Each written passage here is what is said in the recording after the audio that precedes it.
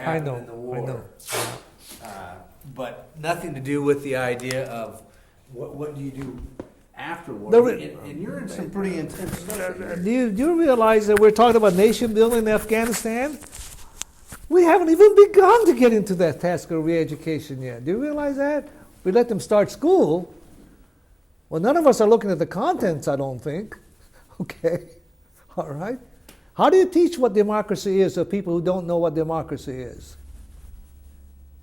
And so we said, look, you just can't accept things. You can't teach these children just to accept things.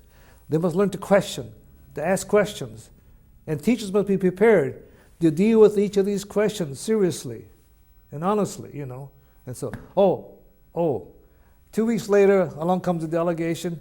Now, we've been given these instructions from headquarters. Now, we don't think, that we disagree with you on these matters. See what happened? And then we turn around and say, hey, wait a minute. Then I turned to the officer who was working. Hey, wait a minute now. Hey, we got to listen, I said, Then we just define democracy for them as questions, inquiry. We have to listen, not just, just take an order, and that's a military, but this is a democracy we've made. It raises an interesting question, is it possible to democratize, to create a true democracy, political and social democracy, under the leadership of a military dictatorship, which was what it was? General MacArthur was the supreme commander of the Allied forces. All the officers under him, including myself, were his agents. Okay. And everything had to be approved. An order was an order was an order. Okay. And yet we're trying to teach them to democratize. Okay. So women came around. They started wearing, driving cars and smoking cigarettes. And cigarettes in the post-World War II Japan was a precious thing. I mean, you just couldn't get a hold of it. The best gift I could give anybody was a packet of cigarettes, which I did use because I didn't smoke. So, and anyway, and they would say, look, this is democracy. MacArthur has said the sexes will be treated equally. And he changed the laws. We did. We rewrote the Constitution. Okay? And one aspect of the Constitution that has troubled us, especially in the last 20 years, is that the Constitution forbids Japan to ever go to war. And we wanted them to take part, and build a military. They just, wait a minute, you can't do it. The Constitution says you shall not, only self-defense. That means a pretty small force, you see. So those are our works to democratize and create a peaceful Japan. Do you understand what I mean? The problems of nation building? This is what those of us learned, that I learned. And it's astonishing how quickly we forget these things, because today we're talking about nation building. We're talking about nation building. Again, regarding Iraq, after we topple Saddam, replace him. And how are we going to do it? By sending a general over there and overseeing everything? Which is what we did. But in a different, there's one part in particular there I'm trying to think. Oh yeah, and the Japanese had no such thing as a local school board. Okay, the Minister of Education ran everything. Okay, nationally, and they had prefectural, boards and so forth, but no local school boards. And the American advisors say, wait a minute, we've got to, in order to democratize it, we've got to have elected school board. And fine, well, what is that? They say, and of course we got out textbooks on textbooks on school administration, local school boards.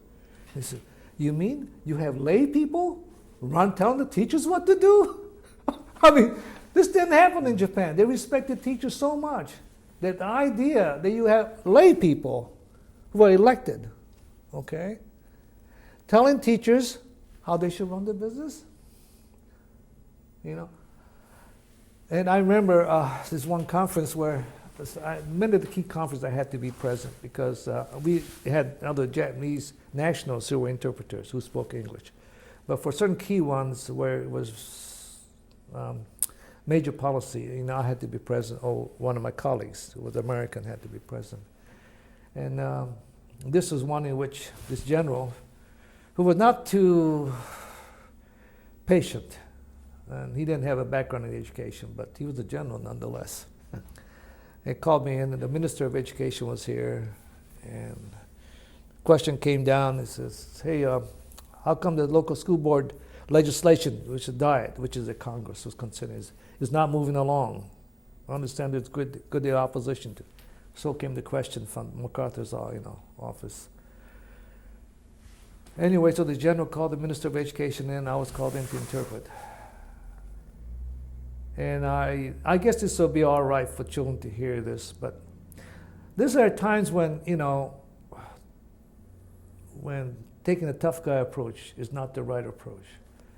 But this general says, now you tell this SOB, you're talking to a very distinguished educator who's a Minister of Education, that except he gets off his damn ass and gets the diet to pass, this legislation, creating a local school board, like the local school board, I'll make damn sure, that his neck will fall. You tell him that now, Sergeant. No quibbling with it. The Japanese is a very polite language, and I turned to this man, and fortunately he understood English. He says, "Okay, I understand." He said in English, you see, and so I didn't have to translate. I was thankful because I couldn't use it. So I even toned it down. Okay, but that was some of the kind of situation I had to learn to work in, and yet we're trying to teach these people democracy. Do you follow me? Yeah, there's a contradiction. Paradoxes. Yeah. Okay. And anyway, they did pass the legislation, but later on, as I wrote an analysis of it, I did my research writing on this years later, is that the public realized that this was an imposition required by General MacArthur. Everything was on General MacArthur. They adored him, incidentally. But anyway, but they disagreed with him on the school board thing. What they did was they got the candidates, and next thing you know, we found a bunch of ex-teachers running. They have been talked by the community into running for. Now, wait a minute, you can't do that. You can't do that. Okay, it's like getting the teachers' union representative to be running on a school board. Okay, you can't do that. So, okay, go ahead. What they were doing was they were asking ex-teachers to step out of the job as teachers and go and run for school board elections, so that they would not have laymen telling teachers what to do, but teachers who were respected as senior, be perfectly all right, regardless of what you call them, And that's a way that the majority of the school boards elected the first time around. Most were ex-school teachers. It shows you how difficult it is to change a culture. These are not teachers voting for the school board members. These are parents and citizens, of the community. You see, it's so very difficult to get people to change the perspective. And at the same time, today, we, in many ways, our school teachers, and in fact, many lay people, wish that we had greater respect for our public school teachers. The Japanese had very high respect for them, okay? And the way they were treated is they were extensions of the government. They were really extensions of the emperor. Because, okay? And that was one reason the Japanese were so successful in establishing the modern school system. They did it their way, but they had among the highest rates of literacy even today, And we found, among other things, is that when we were looking at their textbooks on science and technology, that's fisheries and so forth, engineering, taught at the junior high, high school level, They had branches. Is that our experts went over there and says, oh my gosh, I got to get copies of these. These are far, far superior to ours. So we forgot back then, and we still forget, is that we do not do a good job of technical education training at below the level of college. A lot of high school kids at that age would benefit more from what we call technical education. Not the watered down vocational education in which you throw them in a bunch of kids who can hardly read and write. Okay, and they had great textbooks on agriculture, modern agriculture, marine biology, marine science, road building, etc. And but the other thing that I learned from there was this went on fine for about the first 2 or 3 years. And then one thing that our wives came over and our children came over, occupation personnel. They were allowed to come. My wife was allowed to come over, too, and then she went to work in the economics division on the MacArthur staff. Anyway, what happened is that each officer family was assigned 2 or more maids. Okay. And they built houses for us, and I had a duplex. And my wife and I, we had no children, and we had 2 maids assigned to us. My wife said, no way. She says, one's enough. So we just said, only one. Sure, no, you got to have 2. No, one's enough. We said, And she picked the right one. But anyway, so many of these families, the maids wouldn't stay with the family. After 2, 3 months, they leave. And they're real problems. And then finally, they got around to asking my wife, because she spoke. They tell me, what's wrong? What's wrong? What are we doing wrong? And my wife went around to talk to them. What's wrong? She asked our maid, and that's easy. She says, Mrs. Johnson, this is in Japanese, say, beat your children. And whenever they do anything, she hits them. She hits them. Oh, I said, the girls can't stand it. And then on and on. Or she comes home, my wife and the husband, she's yelling at the husband, and he yells and gets drunk, He says, we can't stand it. So one of the things that we missed in democratizing the Japanese people, okay, is that we didn't fail to understand our own family. Japanese treasure their children. They do not beat them. It's rare. It's rare.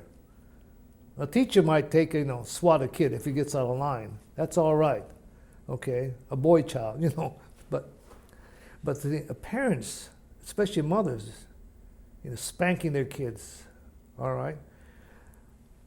And the girls just couldn't take it, the Japanese girls, you see. And then the same thing, is that they expect greater harmony in the family. And we began to realize, Americans began to realize that, hey, wait a minute now, this Japanese culture isn't all bad. They have a beautiful family life. They know how to raise their children. Their children are obedient, respectful, they do well in school, They had nowhere near the adolescent child crime rates that we had. Now, Japan has become a little too much like us now. They have problems too now, okay?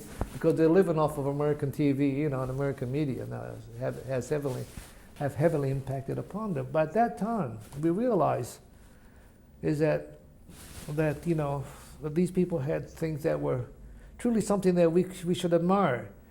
And this is where, as I use a more of a technical sociological term, it's called the Hellenic phenomenon took over. When Rome conquered Greece, that's centuries ago, Rome was clearly militarily superior to the Greeks at the time they took them over.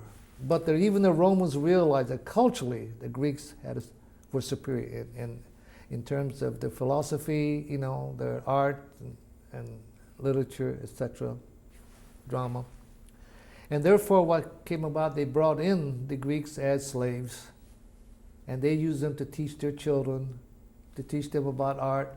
So we call it the Hellenization of Rome is the term we use, And this effect began to take place on Americans. We began to think and look at something Japanese and say, hey, wait a minute.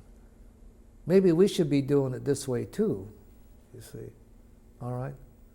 And so the rate of change began to slow down a bit because what happened was, as we were pushing one way, all of a sudden we found, hey, wait a minute, maybe that's not right. We could let it go this way, okay. The Japanese to this day are grateful for the fact that the one thing we did not do, and that's what led me to stay there, plus the fact that I had to earn some money to get to college, go back to college, because my folks were just getting out of camp, and we had no resources. But more than that, the occupation of Japan under MacArthur was, I call it, humane. We did not rape the land. When the Russians took over parts of Manchuria and so forth, which Japanese had, they stripped all the factories of all the equipment, shipped it back into Russia. They took the Japanese military force and others who were there, the males, and used them as forced labor. And they did that. And in fact, many of them never came back. Well, they did the same thing to the German prisoners too, on the other side, in the country. Okay, but but we did none of that. We brought back every soldier, Japanese soldier that was stuck on the islands. As long as they would give themselves up. There were some that were out there for 20 some odd years. Remember, they couldn't believe that Japan lost the war. You see, all right. And we did democratize, change the emperor to the point where he definitely had given up the mantle of being divine. You couldn't look at him steady. You only had to keep your head down. In Tokyo, you could not build a building above the height of the highest castle, imperial castle, because you'd be looking down. All that has changed, you see. All right. Maybe we should have kept them from building those high skyscrapers. I don't know.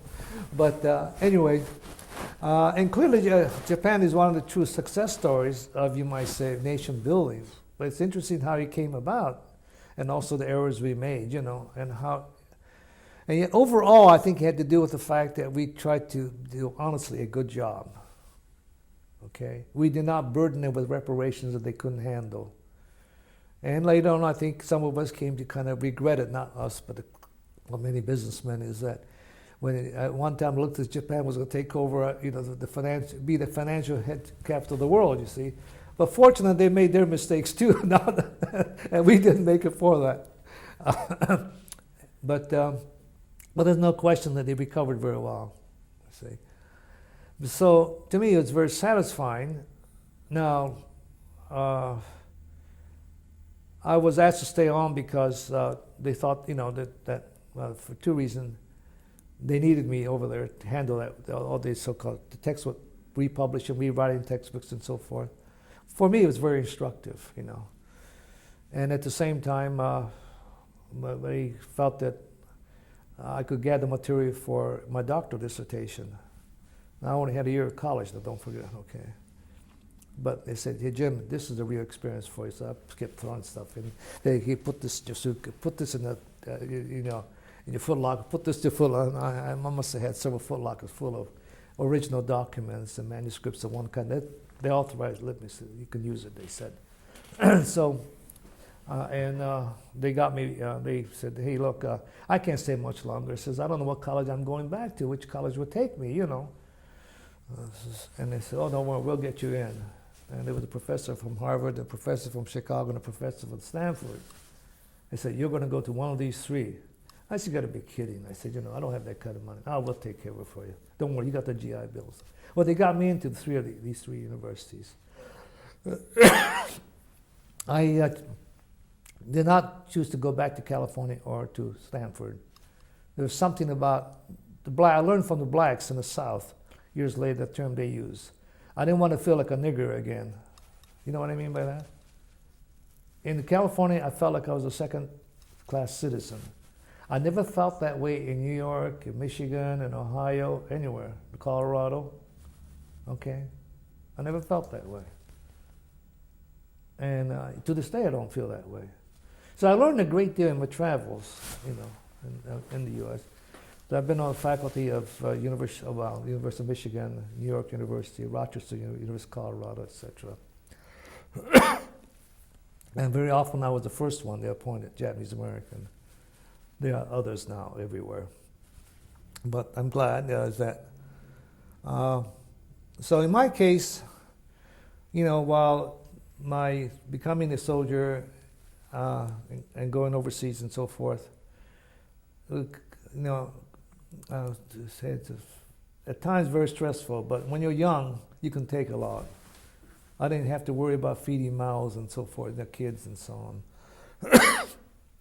But I learned a great deal, and I'm very thankful that I went into the MI in SLS program, because this is my kind of thing, And then the material I gathered, the experience in the education division, I came back and I went through the sophomore year and got my doctorate through almost in 48 months. That's fast. It's never been done that fast before at Chicago, but they allowed you to challenge courses and so on. I read so much. I studied so much, even rewriting, working with writers and rewriting technical books. I learned a lot about things I didn't really care to learn, but nonetheless it stuck in my mind, when I'm asked the question. But so for me, it was a great experience, and I've kept in touch. See, now I am the youngest living member, oldest. Now I'm the sole living member of the U.S. staff that was associated with the occupation of Japan then, Education Division. So the youngest and the oldest. Yeah, I was the youngest then. Yeah, but now you're the youngest and the I oldest. think I'm the only one. There might be one left yet, but he is a senile now. The Japanese since that time have visited me on a number of occasions in the past, not in the last 10 years, but from about 1964, and they sent some of the graduate students to work with me from Japan. And I was advisor to the Japanese private universities for about 5 years, on management, finance, and so forth. And they sent people there that they begin to do a history of the occupation. And I was one of their so-called, as taking down oral history, if you will, reference, And so my name pops up every now and then in Japanese history books or analyses of the occupation era. So it's strange to it's not strange to say is that somehow I managed to create a very interesting kind of a unified career, unified in the sense of all the pieces somehow connected, and so to put it another way, my wife and I are both very happy. We've been married. This is the 58th year now of our marriage. We're both in good health, so I was pleased to respond to what you're doing. Well, I'm glad because again, this is some elements that, yes, if you go read through history books, you can find it, but it's not for the average student out there to think about what happens after a war. Yes. Because you talk about rebuilding a nation. Yes. Did somebody have a vision? Or were they going blind into doing this? We're going to get rid of their culture. Is something that you did? I know. Yeah, I don't think MacArthur himself ever really visualized what could happen. What happened was there was a confluence of interesting events. General MacArthur was a very famous man in America. Okay, he's probably one of the best generals that produced. But he was an anachronism by the time he graduated from West Point. He came from a distinguished family of a line of generals. Okay, he was number one in his class. Eisenhower, by contrast, was toward the bottom. But Eisenhower worked well with people. He was more democratic in his relationship with people. General MacArthur was always this man on horseback. Okay, aquiline nose, Later on, he put a corncob pipe. He was a good 6-footer. He strode, when he stood up, man, you think he's a giant. I was impressed. I was a soldier looking at him. I just want to see MacArthur come up the stairs of the Daiichi building. She was there, and she used to see him say, hey, he certainly is a grand presence, she says, And this is what the Japanese admired. See, he was everything that they expected of a magnanimous, conquering general. Even as he conquered you, he took care of you. That's the view of him, you see. So all kinds of silly rumors were going around at one time or another. Yeah, we understand that MacArthur may have some Japanese blood in him. Or others say, I understand he had a Japanese ama, who brought him up, and so forth and so on. Anyway, his personal life was not all that happy. And he honestly thought that he would be welcomed back to Japan, welcomed back to the U.S. and be literally asked to be the presidential candidate for U.S. president candidate for the Republican Party, because he was clearly a right-winger, But he was not a crazy. He was a brilliant man in many ways. But he was out of touch with the American people. They wanted Eisenhower, for one thing, because Eisenhower was like an old uncle from Kansas, okay? And the thing is that the same time when MacArthur bucked head with President Truman, on the Korean issue, is that he forgot that President Truman is President Truman. He's the commander-in-chief, not Douglas MacArthur. He worked so long with the title Supreme Commander, Allied Powers, Pacific Theater, okay? Man, he was truly king, and the reason why the occupation went so well, it was supposed to be a partnership of China, Great Britain, France, Great Britain and Australia involved in that, and Russia. He just told these other groups, shut up, keep your damn money. I mean, literally,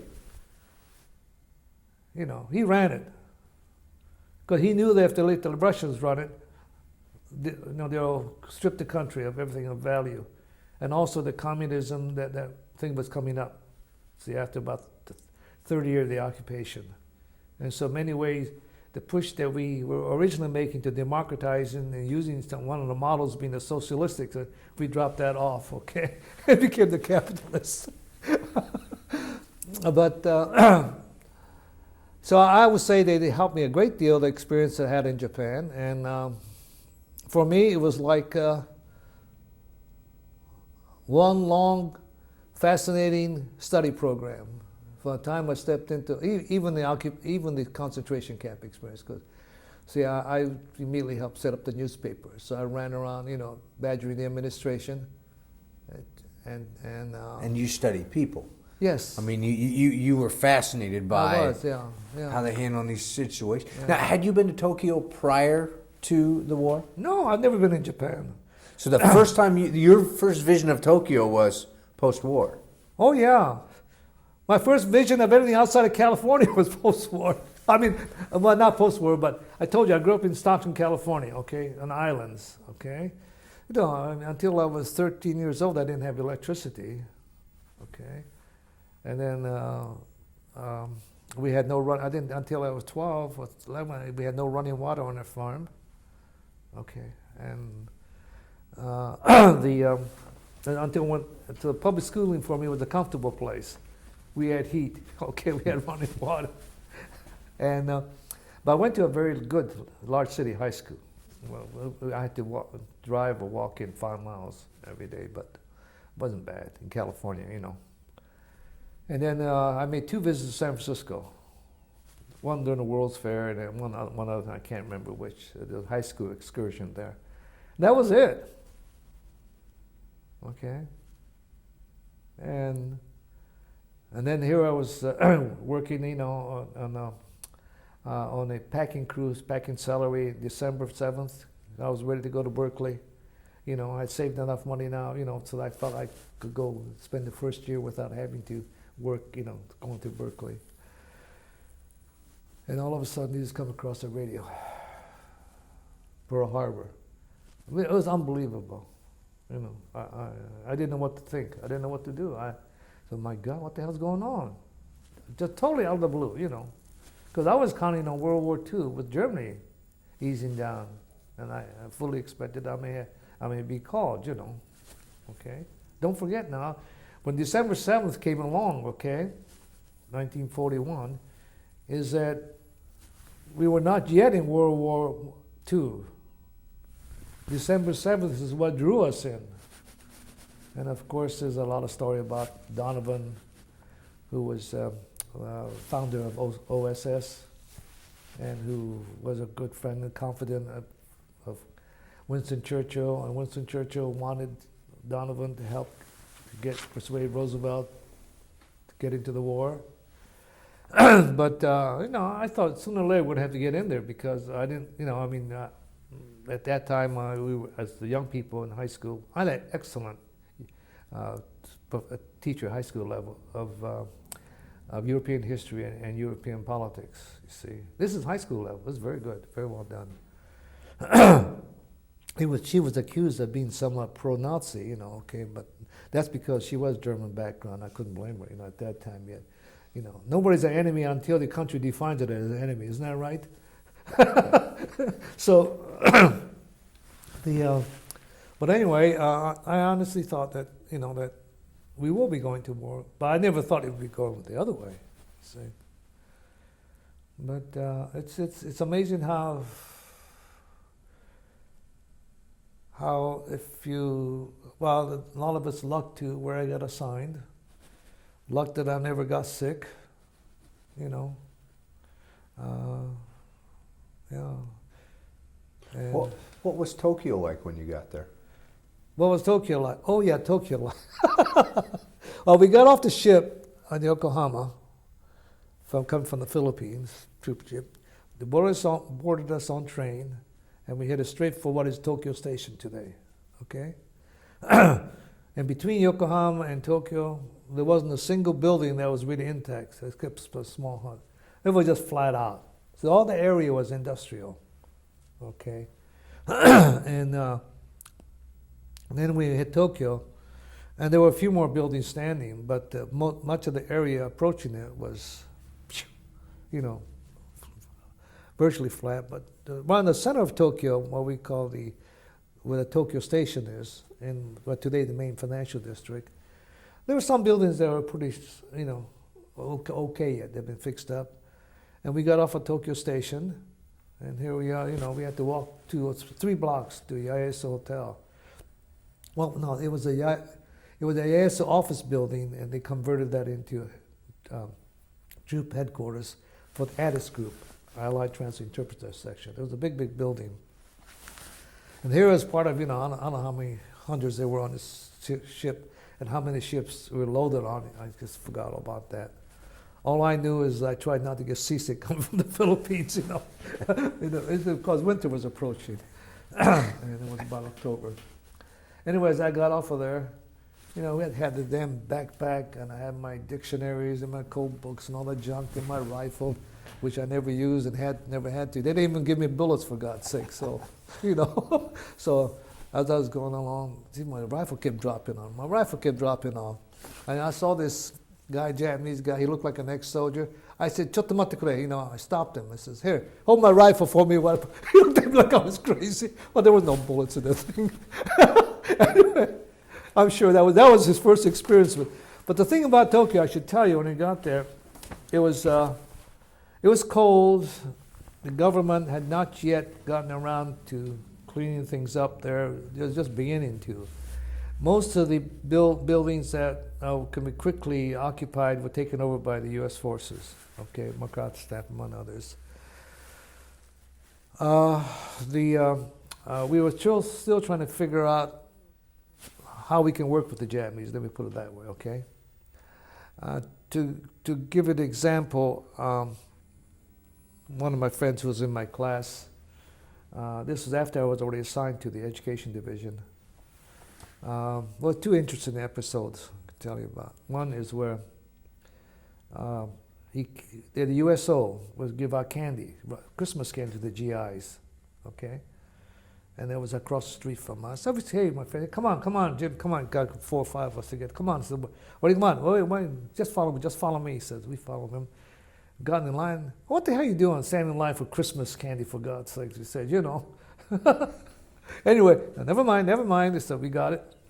And then we got off. They said, "Okay, now let's go back in line again." I said, "What are you going to do? Are you going to black market these things, this silly candy?" He said, "No, never mind." He says, now after, we must have accumulated 30, 40 boxes of those things there. Then he said, "Come on, follow me," he says. And he had a sack, and he had us hold about 5 or 6 apiece.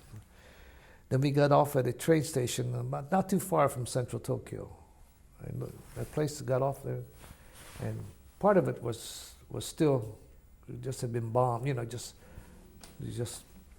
unusable portion of the subway system there.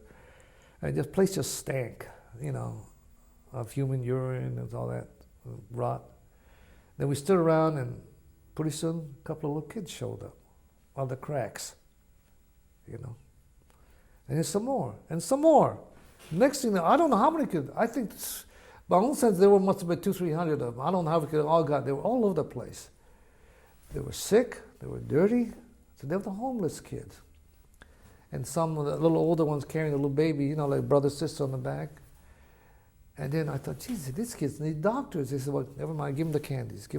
So we gave them 1, 2 apiece, And the kids were so happy, At least we brought a smile to their face. And then I began to understand what this guy was doing.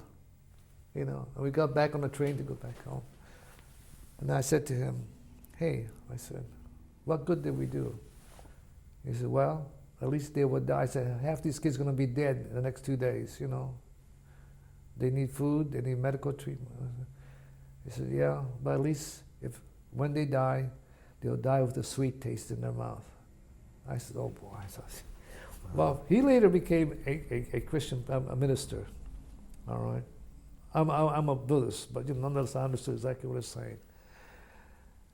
And I realized then, you know, it's a tragic thing about how harsh war is on children. So they bombed the hell up. They lost their families, their mothers and fathers were dead. Maybe they were alive, but they lost the kids. The only place they could run and hide for shelter was in the subway system, you know. And, I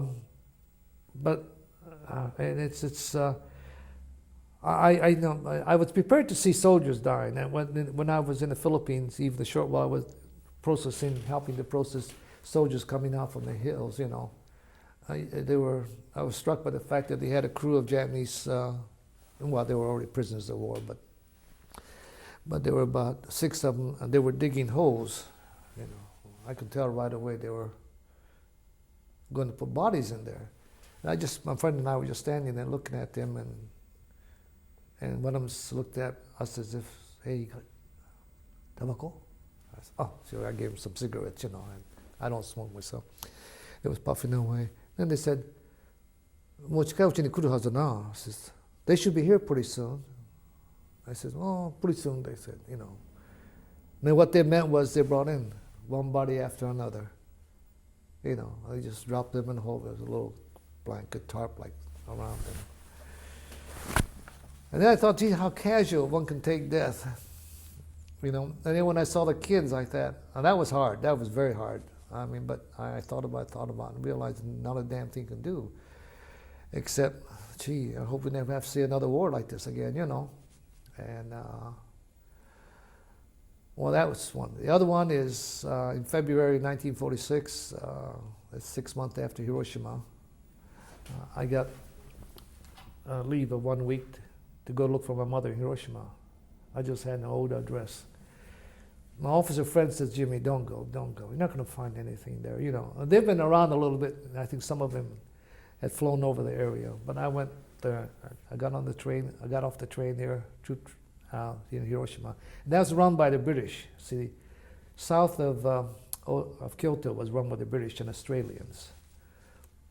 I got there, and I got off the train. Good God, nothing, just flat out,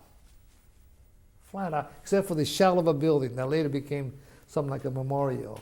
You know, that was a civic center of some kind. And I went to a temporary police station and I said, oh, look, any chance that, you know, this address might still be, you know, there might be someone, but no hope, you know. I said, okay, what shall I do? So I had a bag. My father gave me an address of a relative down in a village nearby. So I got on the bus, and I had some gifts, you know, I can give them sugar, okay, and things like tobacco and so on. And I went in, and then I've never visited these people before. They were my cousins. And I had a letter from my father introducing me to them, you know. And I knocked on the door, and a woman came out, middle-aged woman. And I said, this is my letter. And she nodded, looked at me, looked like she was frightened to death, you know. And she went back in, and I heard men's voices. And she came out, and I said, I'm looking for my mother. I wonder if you can tell me my grandmother's, you know, village. Because, you know, I've heard there is, and she's, and then she went back in again. She says, please don't go. We ask that you not go looking for your grandmother in the village. And I thought, why would they say that? And then I realized how frightened they never invited me in. That's extraordinarily unusual, you know, not to offer me a cup of tea. I have to come in all the way from Tokyo. And I gave them a sack full of gifts, you know. And I don't think they knew, couldn't believe me, because they never expected to see a Japanese face in an American uniform, and number two, especially one that's going to be a relative. Do you understand? And I ran across the experience. In fact, most MIS people ran across the experience, the first batch that went over there, the first 6 months. We got to October, November, December. During that period, we would go to some of these dance halls, and the Japanese government, in order to protect their more innocent women from the sex mad American GIs, asked for volunteer women to take over and be available in dance halls and so forth, set up through Tokyo and parts of Yokohama, etc. These are the shock troops. Now you have to understand now, we had our view, of the Japanese military as rapists and this and that, especially if Nanking stories coming through, stories of Nanking. They had their view of the American GI, as a hairy beast, who couldn't keep their hands off a young woman. Okay. You understand? That was the propaganda they had on their side. And then I had seen it, I said, oh my gosh, it does make sense. But anyway, as we were there, and then we went to these dance halls, a lot of these GIs, American GIs, had already been there. Okay, Caucasian GIs, other troops. And, we weren't the first ones there.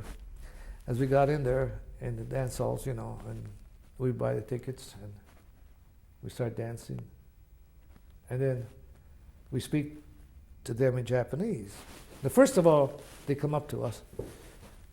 I can't say it. It's a series of swear words that American GIs universally here and there across the world, whenever they go there, teach young ladies how to say "how do you do" in English, except it's not "how do you do." Do you understand? Gotcha. It's a series of, in fact, nasty, dirty words. All right.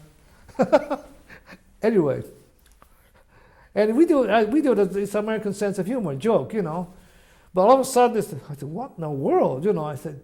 So I say to him right away in Japanese. I said, "What are you saying? Whom did you learn that from?" And these girls practically turned white. "You're speaking Japanese?" I said, "Yes." "But where did you learn the English?" Then some of them break away and run away. Hide. See, they thought that we were members of the secret Japanese police. They had gone underground and now wearing American uniforms. Do you follow me? Because the Japanese had no idea that we existed. It was a shock to them to find the Japanese faces, same build, on the average 5 to 6 inches shorter than the American Caucasian GI, okay? But we all have sergeant stripes on and so on, and we're speaking to them in Japanese. And often we ask them questions, okay? And you see, they thought that the Japanese military, Japan would never give up completely as they did. And it's called the Kempeitai, is notorious. See, that's the equivalent of the SS, yeah. And they thought we were members of the SS going underground. That shows you that how uninformed the Japanese generally were about the nature of the war and what constitutes America. I think it was the first time they got a sense of definition of what America is. That it's not just one people. That it consists of many different people who've come together to form a nation, you see. All right? And it was an awakening for them. And it was an awakening for me, because I thought everybody Japanese knew that we existed, But so those are things that impressed me about that relationship that we evolved. And but to show how difficult nation building is, one of the first gifts that MacArthur wanted to give, at the request, it was a gift of the American Christian Women Association, had written and called MacArthur, please free the Japanese women who are held in slavery, and housed in prostitution. Okay. See, the American women, the Christian women, had the idea that Japanese women, many women who were sold from childhood into brothels, and they were held as literal slaves, you see. That was their view of things in Japan, how the women are oppressed. This was to be their Christmas gift from the American Christian women. MacArthur was to make the decision and present it. Well, so what happened was I'm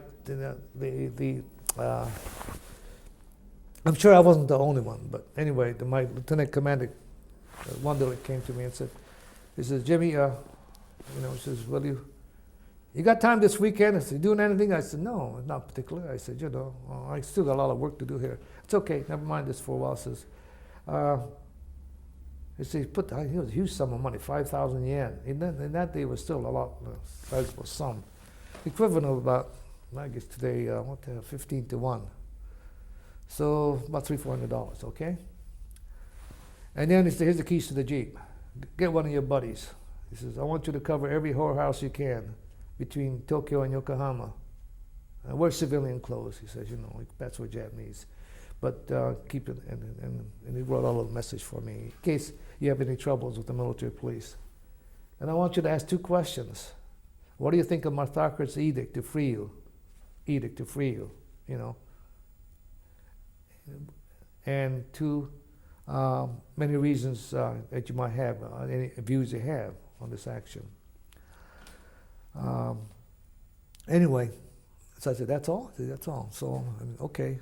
So got together and when I tell people this was my first sociological survey study that I did, they laugh, So how many did you cover? I said about 200, women. Wow, so that must have been hard work. You got to be kidding, The way that, you have to understand how the Japanese brothels are set up, It's not just a house you run upstairs, or meet someone in there. Actually, they had a dance floor and then a bar. And you would buy tickets at the bar, and dance, and then you pay the girl. Then you buy them a beer, just like, any in a nightclub, you see. And then, of course, if you're willing to, if you wanted to, you can take the girl upstairs, and that's a separate. Well, we had to cover, all we needed to was ask those 2 questions, so we would buy the dance tickets, that's all we bought. That was what the money was for. Then we buy them a drink, we might have a beer or 2, but not many. Because we had to drive like hell from one end to, over the weekend. Then I said, what do you think? Oh, terrible, terrible, he says. Because the master has said that if this goes through, he says, if MacArthur actually requires this of us, we must close down these brothels, and he can't keep us anymore. Well, the problem is that we don't know where to go. We don't know where to go. See, the homes have been blasted, many of them, okay, and there's also volunteered to become a part of this so-called shock force to absorb, the ravages of these sex-mad American GIs, okay, all right. So they were no longer truly of the status to which the neighborhood to welcome them back, you see. They were already solid women, but they gave themselves up for the sake of the country, But we had no place to go. That's a problem. And then the Japanese little geishas type went to the MacArthur headquarters with petitions. And when I summed it up, and it was 96%, it says, no, we have no place to go. This will be cruel. We don't know what to do next, We're without a place, our master takes care of us, etc., etc. Well, I found out, is that political pressure outweighs any survey facts. MacArthur still made the pronouncement, a gift of the American Christian women. You're free now. The brothels, many of them had to close down. And then what happened is that the ensuing month, exactly what the girls said would happen. I didn't think too much about it because, I thought there was a job, I did it, that was it. And turns out, they said for the first time in Japanese modern times, at least up to that period, they had streetwalkers. And these girls had to walk the streets. And what happened when you walk the streets and you have loose GIs running around the place? Okay, you cannot control the situation any longer. In other words, you cannot get medical services to these women to make sure they're not disease carriers. As long as they were in these brothels, you could send medical teams, or required that once a week they be inspected, you see. Most Americans don't know how these things work. It's rarely written about. But that makes sense, doesn't it? Oh, yeah. And so among the GIs, you had a huge outbreak of venereal disease. Okay, so sometimes I have to laugh about this. Oh, the great gift of Christmas gift the American Christian woman to the women. Do they realize what they did to the women and to their sons and maybe their husbands? For all I know, you know.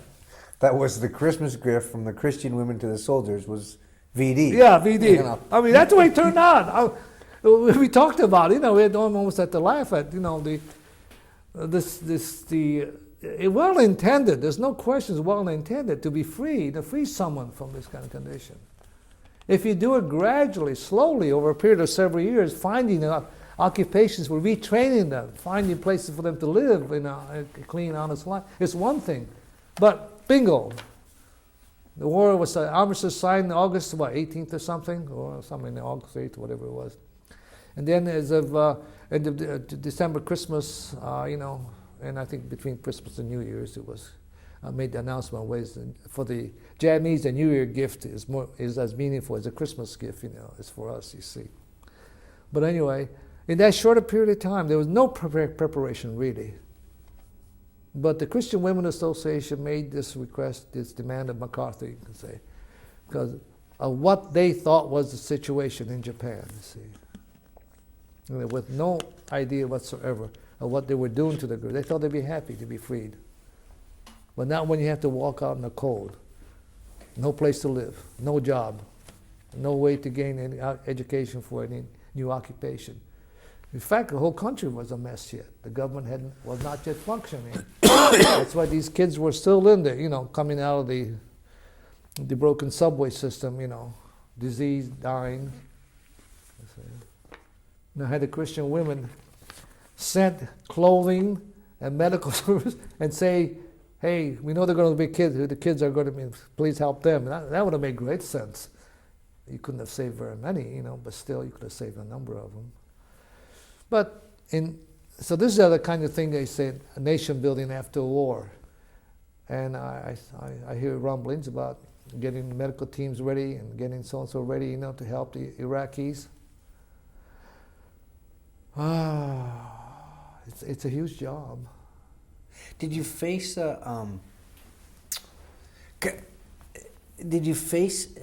moral or an ethical issue in building a nation? Because I mean, weren't you taking away culture? Well, not really. No, I didn't face any moral or ethical issue. I raised the question. You know, particularly when they were saying, please don't do it. And we said, damn it, this, you know. In other words, it became a primary our criterion for the democratization, the election of the school board. You know, okay. Let's see, I was there just long enough to see the first election. And I predicted that it would take a while before it changed, okay? But that was not, to me, you know, a moral, ethical question, except in the sense that I knew that the Japanese would accommodate to it, but in ways that we might not be prepared for, okay? You're not killing anybody, you know. I think that what really bothered me, this one on releasing the Japanese women, I was bothered. But fortunately, all I was asked to do was make the study. It was not part of our work to you know, but they need to get as many people, I'm sure I wasn't the only one that was sent out, you know, to make the study, to get the data on that weekend. And the thing is that, but however, what we learned from that is that, hey, you know, says, better not move this way, this fast on matters of this kind. I think, I don't know who in the military remembers that or not. Hopefully they won't make the same mistake, you see. All right.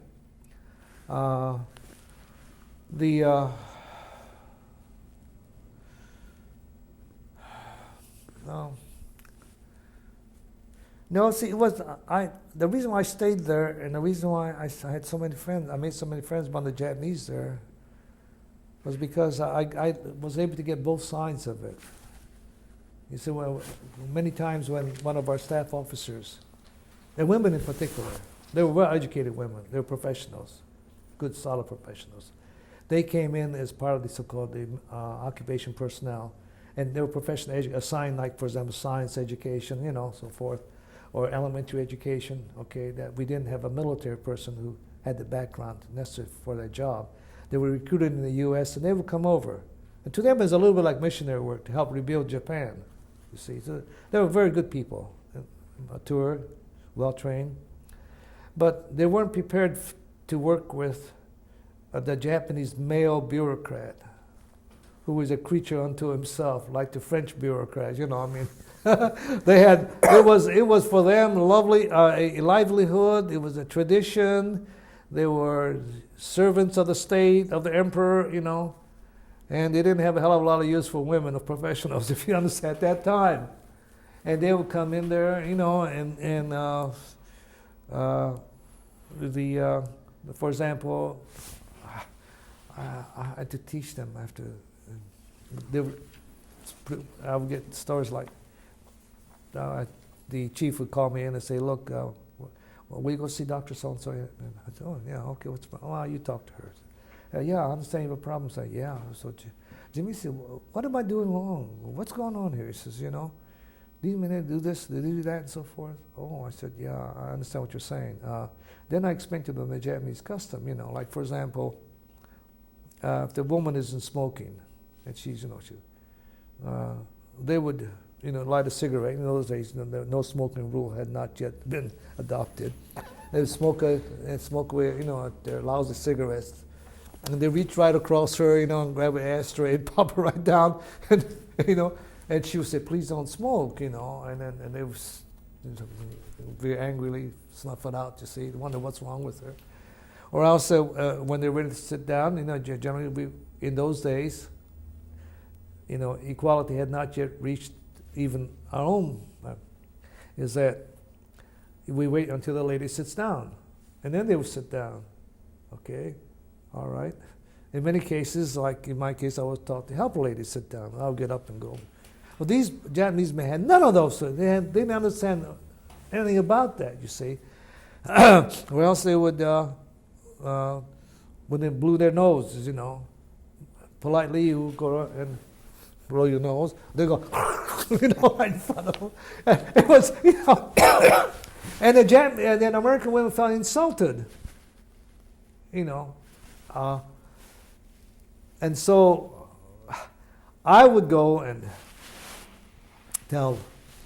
Then I would get hold of one of the ministry officials, usually an assistant minister, and I have 2 or 3 of these issues. I call them up, and I drop by and say, "Look, there's a little bit of a problem here," and I would explain it to him. It's not that he's doing it, but please understand, this is the American custom. These women, see, up to that point, they were leaning mostly with men.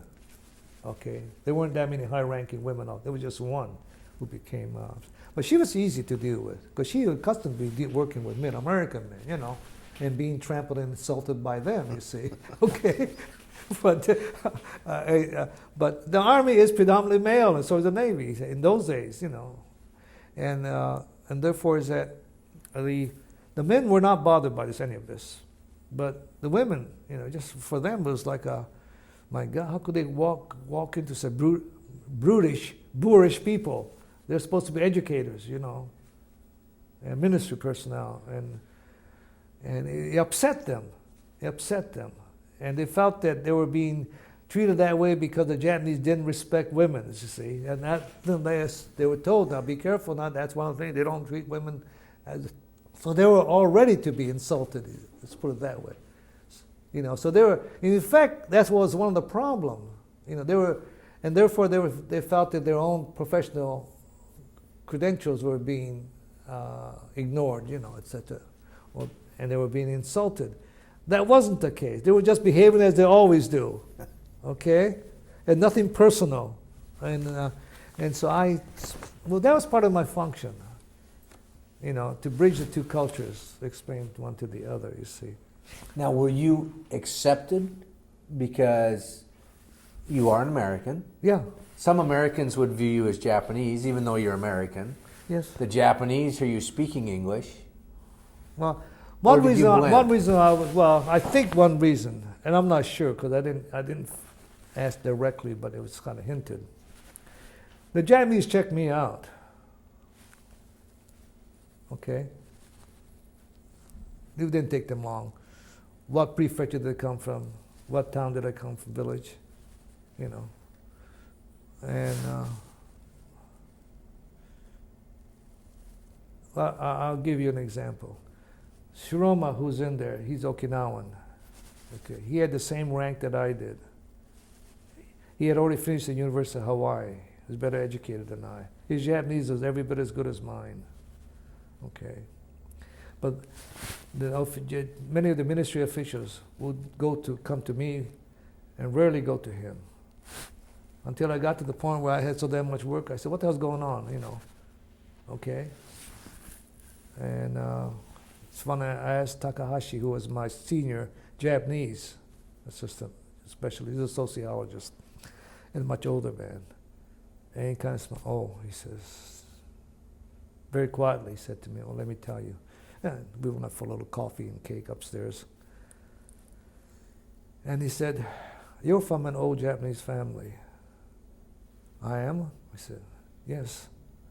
"Well, I heard that, but I mean, we don't pay any attention in America, you know." "Okay, the samurai days are over." How long ago? I said, "Okay." And he said, "Yes, but we still know. It still matters in Japan." She's Dave Shiroma, you know, he's a perfectly fine. I like him, you know, I have no problem. But see, he's Okinawan. And Okinawans are second-class citizens in Japan yet. And I found out this to be true even in Hawaii. Even among Hawaiian Japanese Americans, Okinawans were treated differently in Hawaii. Now it's changed a great deal. See, Okinawa was a lesser prefecture of Japan. It was like a territory that they had, you see, okay? And Okinawa still chose to go with Japan. An interesting thing is that even in the occupation of Japan, the Okinawan island, Okinawa, was under a different command. It was not under MacArthur. It was under the Allied power. It was not under the occupation. It was a different arrangement.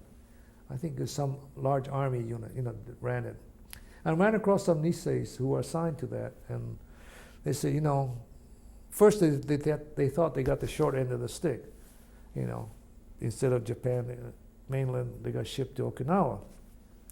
But they fell in love with the Okinawan people. They're real nice. They're fun, you know. And but you see, what they ran into is that these ministry officials are all university graduates, and they all come from what we call good families, if you will. All right? And I'm from a good family. Do you follow? Okay. And I spoke Japanese well enough, and I would listen to them, and then I would get some of them out of trouble, you know, with some American official. I would kind of cool things down, let's say, work it out. And so, the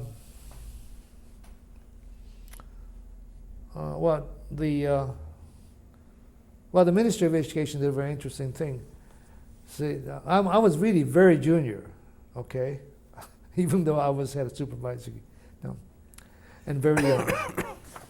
And that was one of the, not the first, but I think I was about the second or third. But some major colonel types came back to the U.S. before I did.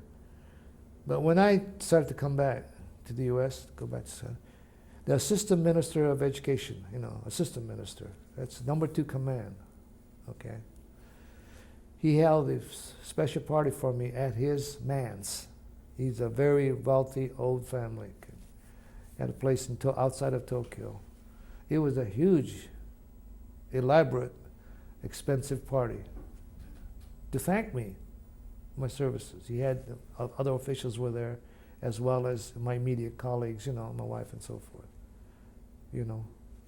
And so you talk about accepted, I didn't expect it, I didn't take it too seriously, but I appreciated the fact that they said anytime you're ready to come back to Japan, we'd be happy to, work with you again. Now I almost went back after I finished my dissertation, but I couldn't get the grant from the Ford Foundation. The Ford Foundation wasn't in the business of giving out grants yet to writing books. And I wanted to take my dissertation, work it into a book. The professors wanted me to do that, you see. And to do that, I had to go back to Japan and live there for about a year. It's in many ways very unfortunate because as this historian from Japan would come in, they said, gee, I wish you had done that. You know, then we would have a record. Because you were one of the very few people whom both sides were talking to. Okay? All right. Hold on Yeah. for a second. I got to switch tapes again.